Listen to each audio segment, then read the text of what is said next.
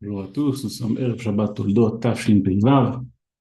Rashi nous dit sur le pasuk Vayater lo Hashem, on dit Rashi lo velo la. Kadosh Baruch Hu a écouté sa tfila, celle de Yitzhak Avinu et non pas celle de Rivka. She'im domet tfilat tzadik ben tzadik le tfilat tzadik ben rasha, parce que la tfila d'un tzadik, fils d'un tzadik, ne ressemble pas à celle de la tfila d'un tzadik ben rasha. Or, Yitzhak était le fils d'Abraham, donc tzadik ben tzadik. Rivka était la fille de Bethuel, donc tzadik ben rasha, et les deux tfilotes ne peuvent pas avoir le même niveau. Comme ça, Rashi nous explique. Et après, Rashi ajoute à nouveau, les fikar lo velola. C'est pour cela que je vais écouter cette fila et non pas la tfila de Rivka.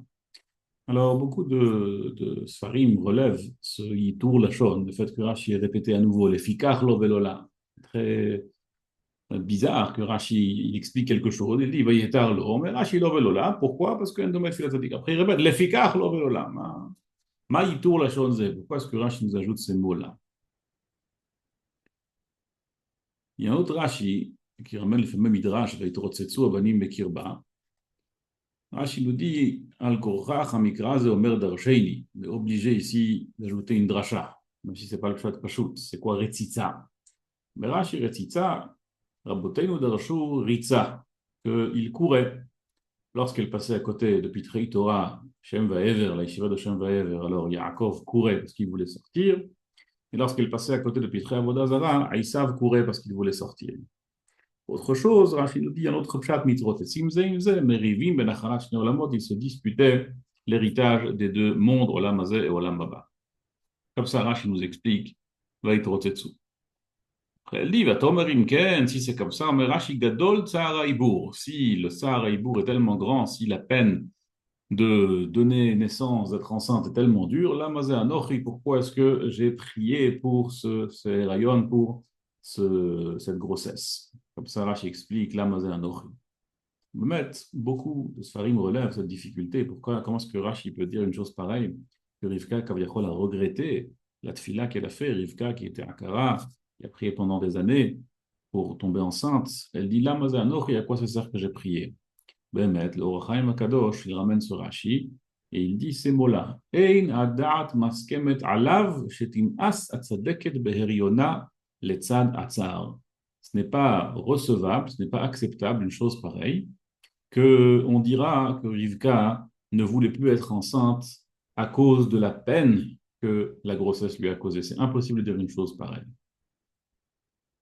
De plus, selon Rashi Bemet, il faut comprendre qu'est-ce que Akadosh Baruch Hu lui répond à travers Hashem Vaever pour la satisfaire, pour qu'elle ne soit plus en peine. Il dit Shnei goyim vevitner ou shnei leomim mimeach yiparei. Il y aura deux nations, il y aura deux goyim, ils vont se séparer, ils vont pas s'entendre ensemble. En quoi c'est censé lui donner du moqueur? Au contraire, Rivka est très triste, et à cause de la peine de la grossesse, que va avoir ici quelque chose alors même selon le Midrash, qu'il y en a un qui allait après Avodazara, il dit t'inquiète pas, tu as un rachat dans ton ventre. Ah, maintenant c'est bon, maintenant tout va bien. Très bizarre. Alors, Bemet, le Racham Akadosh, il a un autre malach, il n'est pas d'accord avec Rashi. Lui, il dit que Pshat Akatuv va yitrotetsu la shonritzutz, qu'ils étaient nitrakim beyoter, c'est-à-dire qu'elle craignait qu'elle allait perdre les enfants. Elle pensait que Chaz Shalom, yum yitrotzetzim, velo yitkaimu beme'ea. Ils vont pas survivre la grossesse. Et donc elle a dit, Lamazanochi, à quoi ça sert que je suis enceinte si je perds les enfants? Donc elle allait parler à Hachem, à l'aider Shem Vaever. Pourquoi? Pour demander Rachamim, pour demander pitié que tout se passe bien, que la grossesse, elle puisse tenir, que les enfants puissent survivre. Et ça, là, Kadosh Baruch Hu lui a dit, ne t'inquiète pas, tout va bien se passer, il y aura deux nations, ils vont naître. Mais il dit, c'est impossible de dire, Omer Avraham Kadosh, Leolam lo ikpida al tsar herayon. C'est impossible de dire que ikpida al tsar herayon. Il termine comme ça en disant, Ki atzadikim isbelu tsar gadol baolam le'ein tachlit. Parce que les tzadikim, ils vont souffrir dans ce monde-ci. Et les tachlit tov nitzri pour le bien éternel. Tov. Ça veut dire que Bemet, ici, il y a un malach qui est différent de celui de Rashi, que impossible de dire que c'est la souffrance, mais plutôt la crainte que Chas Shalom allait perdre les enfants. Et c'est sur ça qu'elle a demandé Rachamim, mais sur ça que je vous l'a amadoué en disant ne t'en fais pas, ça c'est le Mahalach du Or HaChaim Kadosh. Je voudrais partager avec vous un autre Mahalach du Ohev Yisrael de Apte.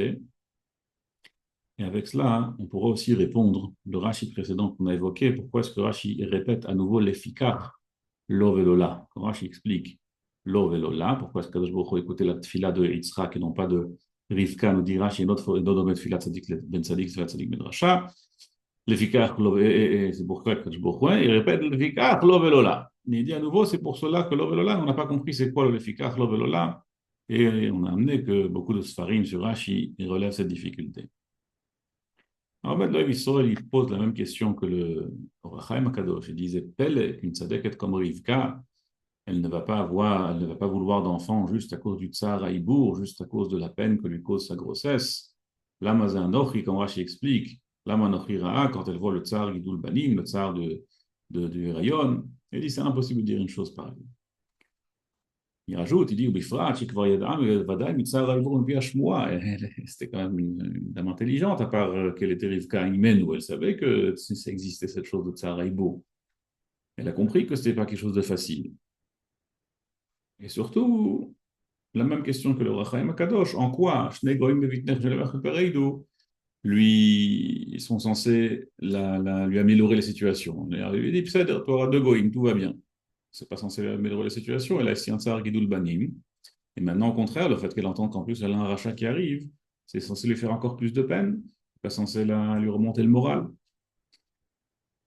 Pour répondre à cette question, il faut voir une fameuse Gemara dans Masechet Bava Batra Daf Kuf Yud. La Gemara, elle dit là-bas, Amarava. Celui qui se marie avec une femme, il faut qu'il vérifie auprès de ses frères. Il faut qu'il voit que valent les frères de cette femme. Sheneemar, comme dit le Pasuk, Aaron s'est marié avec Elisheva, qui était la fille d'Aminadav, qui était aussi la sœur de Nachshon. Demande la Gemara, si je sais qu'il s'agit ici de la fille d'Aminadav, je ne sais pas automatiquement que c'est la sœur de Nachshon. Pourquoi est-ce que la Torah nous répète ici qu'elle était aussi la sœur de Nachshon? De là, on apprend que lorsqu'on se marie avec une femme, avant de se marier avec une femme, il faut vérifier ses frères. Tana, Rov Banim Donin Le'acheahem. La plupart des frères ressemblent la plupart des enfants, pardon, ressemblent aux fils, ressemblent aux frères de la mère. Bon. Une fois qu'on a établi cela, ça c'est la Gemara dans Masechet Bava Batra qui établit, alors maintenant, il faut comprendre la chose suivante. Et ça selon l'explication du Ohev Yisrael de Abt. Il faut savoir que Rivka, Behemet, quand elle a vu l'intensité de la souffrance de sa grossesse, elle a dit c'est impossible, et qu'elle n'a jamais entendu une souffrance pareille. Elle a dit c'est le vadaï qu'il y a dans ses entrailles un oubar qui sera un grand rachat. Il sera un rachat complet. C'est sûr que ce sera un rachat complet, depuis la plante des pieds jusqu'au sommet du crâne. C'est impossible qu'un enfant qui ait un peu de petite coûte, qui ne soit pas 100% rachat, peut causer tellement de tsar à sa mère. Et là, elle s'est posé la question. Puisque Rov Banim Olchim Achrehem, quand c'est écrit Meforach dans Masechet Bava Batra Daf Kuf Yud, alors d'où vient une rishout pareille? Une rishout pareille vient forcément de son frère. Elle était Bat Betuel, Achot Lavan, comme le Pasuk le dit plusieurs fois. Puisqu'il était Achot Lavan, donc ses enfants vont ressembler à Lavan, et c'est à cause de ça que ses enfants vont être rachats. Et ça, c'était un grand pelle à ses yeux. Elle a dit d'accord, c'est vrai que Rov Banim Domim Lachrehem, mais malgré tout, il y a une Gemara dans Nida qui dit que le père aussi contribue quelque chose à l'enfant. La Gemara nous dit dans Masechet Nida, Flaveda la Famoud Bet, Ha'av Mazria Aloven Ve'ainaim, le père il donne tout ce qui est blanc dans le corps, il donne les yeux, et donc au moins le fœtus en question, l'enfant en question, même si c'est vrai qu'il aurait peut-être eu quelques influences de Lavan, parce que quand même, le frère de Rivka, mon frère était un peu, enfin même beaucoup rachat, mais quand même, il aurait dû quand même recevoir quelque chose de son père, de Yaakov, de Yitzhak, qui était un tzaddik ben tzaddik. Et elle n'avait pas compris qu'en vérité, elle avait des Théomim, qu'elle avait des jumeaux, et qu'il y avait aussi un tzaddik. Et quand même, s'il y en a un qui était rachat, l'autre était tzaddik. Et donc, Lamazé Anochi, pourquoi Lamazé Anochi? Qu'est-ce que ça veut dire Lamazé Anochi? Lamazé Anochi signifie pourquoi est-ce qu'il prend tout de moi? Pourquoi est-ce qu'il n'a rien pris de son père? C'est pas juste, je ne comprends pas, même si la Gemara elle dit que Rob Bani Olchim Achreahem, quand même, il doit quand même recevoir quelque chose de Yitzhak. C'est pas juste qu'il reçoit 100% de sa mère, 100% de Lavan, de Bethuel. Et donc, Imken, Lamazé Anochi, pourquoi est-ce qu'il est tout comme moi? Mishparti ou Mechotzvi, pourquoi est-ce qu'il est comme moi? Ça, c'était la question de Rivka quand elle est allée à Shem Vaev, à la Shiva de Shem Vaev. Bon. Et là, on revient un instant au Rashi qu'on a évoqué tout à l'heure. L'effikach lo velola. L'effikach lo velola, pourquoi est-ce que Rashi a répété ce l'effikach lo velola? Il y a un peu un malach, je le dis entre parenthèses, du Israël qui dit que sans cela, la tefila d'un tzaddik ben Rasha, elle vaut aussi quelque chose. On ne peut pas dire qu'elle ne vaut rien. Et ce que Rashi veut nous dire, ce que Rashi veut ici être Mahamid, ce qui veut nous dire que auprès d'une tefila d'un tzaddik ben tzaddik, la tefila d'un tzaddik ben Rasha ne vaut rien. C'est pas que la tefila d'un tzaddik ben Rasha ne vaut rien, mais lorsqu'on la compare, lorsqu'on la met à côté d'un tzaddik ben tzaddik, alors là, lo velola, et c'est ça que Rashi nous répète en disant lo velola, pour nous dire que à côté de la tefila de Yitzhak Avinu, la tefila de Rivka ne valait rien, pas parce qu'en soi elle ne valait rien, mais elle ne valait rien à cause du fait qu'elle était face à une tefila qui était beaucoup plus grande, celle de Yitzhak Avinu. Bon. Mais là, on peut comprendre les choses différemment. Si Béhémet, la crainte de Rivka était que que son enfant était 100% de son côté, 100% de la race de Bethuel, de la race de Lavan, d'Omim Lacheahem, et que c'était ça sa grande crainte, alors sa question était, Arei, toi, Kadosh Baruch Hu t'a dit, Vayetar lo velola, tu as écouté la parole, tu as écouté la tefila de Yitzhak. Ve'in domet tfilat tzadik ben tzadik, la tfilat tzadik ben racha. Ça veut dire que ici, la raison pour laquelle tu as écouté la tfila de Yitzhak, c'est pourquoi? C'est parce que tzadik ben tzadik. Donc ça veut dire que c'est la lignée qui compte. Et c'est la lignée, donc la tfila de la lignée de Yitzhak qui était tzadik ben tzadik. Il doit aussi apporter un autre tzadik ben tzadik, ce qui est normal, ce qui ne fait que justice, puisque c'est la tfila de tzadik ben tzadik. Davka, l'effikach lo velola, comme nous a dit Rashi. Que c'est davka comme ça, lo velola. Kadosh Baruch Hu a écouté la tfila davka de Yitzhak et non pas de Rivka. Donc elle ne comprenait pas d'autant plus comment cela se fait qu'il y aura ici un enfant qui sera à 100% tzaddik, à 100% rachat, pardon. Bon. Et là, la réponse de Shem Vaever, d'Akadosh Baruch Hu, était Shnei goyim bevitnech ou shnei leomim mimeach epareidu. Il y en a un qui sera tzaddik tamim à 100%.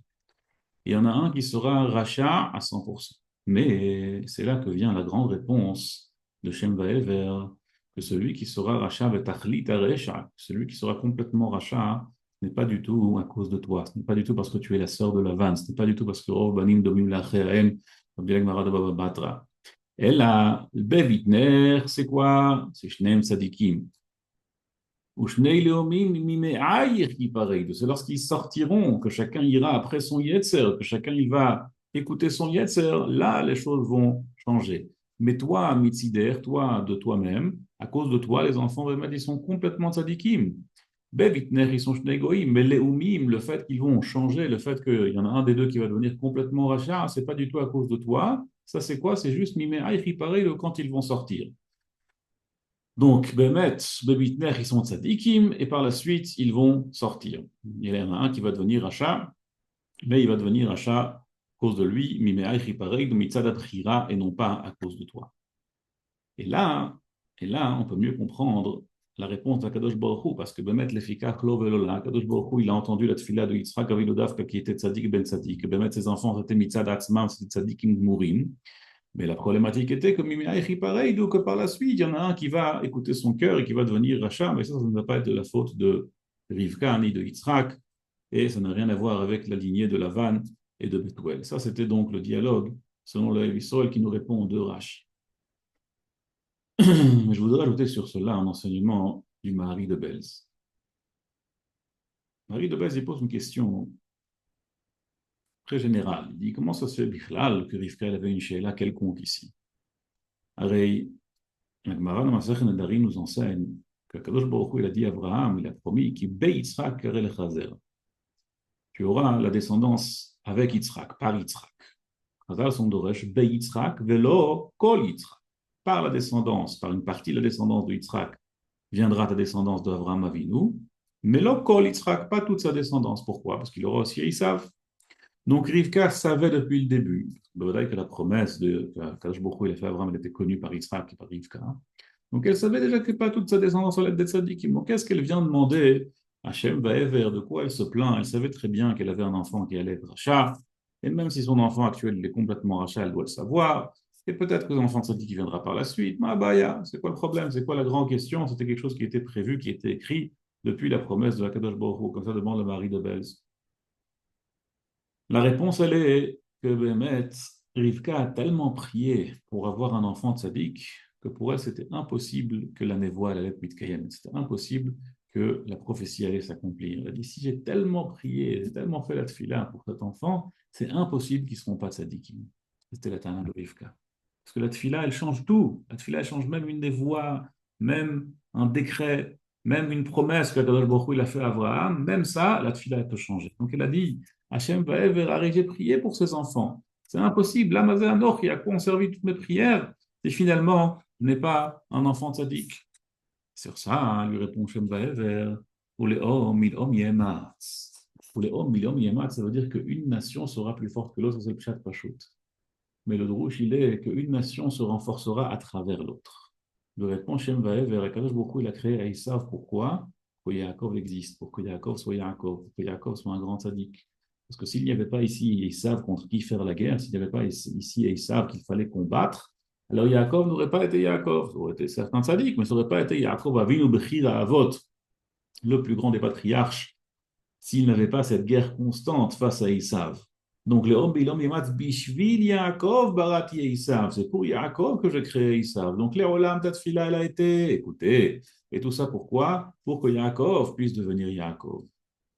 Vayitzer Hashem et Adam, on a pris dans Parashat Bereshit. Vayitzer, dit Chazal, Vayitzer, Beshnei Yetzarim, Yetzeratov et Yetzerara. Kadosh Baruch Hu a créé l'homme avec deux penchants. Un Yetzeratov, un bon penchant, et Yetzerara et un mauvais penchant. Il dit le Gaon de Vilna qu'il y a une Mishnah, la dernière Mishnah de la Masechet Uktzin, on dit que Kadosh Baruch Hu, il prépare à Shankar et Tzadikim 310 mondes. Shai Olamot, l'Anchil Ohavai Yesh, Shai Olamot, 310 univers. Dit le Gaon, le Yud fait référence au Yamin. Yamin, c'est le Yetzerara, la droite. Yetzeratov, pardon, alors se trouve le Yetzeratov. Et Shin, ça fait référence à Small, le Yetzerara. Alors se trouve le Yetzerara, c'est le Tzad Small. Au Hava Yesh. Donc on aura, selon ce calcul, 10 univers, 10 mondes qui seront donnés au Tzadikim à cause de le Yetzeratov, du côté droit. Et 300 mondes qui seront donnés à cause de quoi? À cause du Yetzerara. Ça veut dire que le Sachar Kadosh Baruch Hu réserve aux tzadikim pour leur combat contre le Yetzirah, il est 30 fois plus que celui qu'Akadosh Baruch Hu réserve pour les mitzvot, pour le Yetziratov, pour ces mitzvot qu'on a fait à travers le Yetziratov. Ça, c'est l'Anchil Ohava Yesh, Yetziratov ou Yetzirara. Yetziratov nous emmène certains Sachar, qui est certes honorable, mais Yetzirara, mais le combat contre le Yetzirara, il est ô combien plus puissant, ô combien plus fort, et qui nous rend ô combien plus tzadikim, comme on l'a vu dans Yaakov Avinu, que c'est ça qui a fait que ce soit Yaakov Avinu. C'est ça qui amène les 300 univers au tzadikim la'atid lavo l'anchil ohava yesh. Donc même si Akadosh Baruch Hu nous envoie des épreuves, même s'il nous envoie des combats, il faut savoir que c'est la raison pour laquelle on est là. L'anchil ohava yesh, ou le om yematz, c'est le tachlit de Yaakov Avinu. Il ratson que Akadosh Baruch Hu nous aide, qu'on puisse continuer à combattre le Yetzirah comme il se doit. Et Itkayem banu akatuv, ou le om yematz. Kol tuv, Shabbat shalom.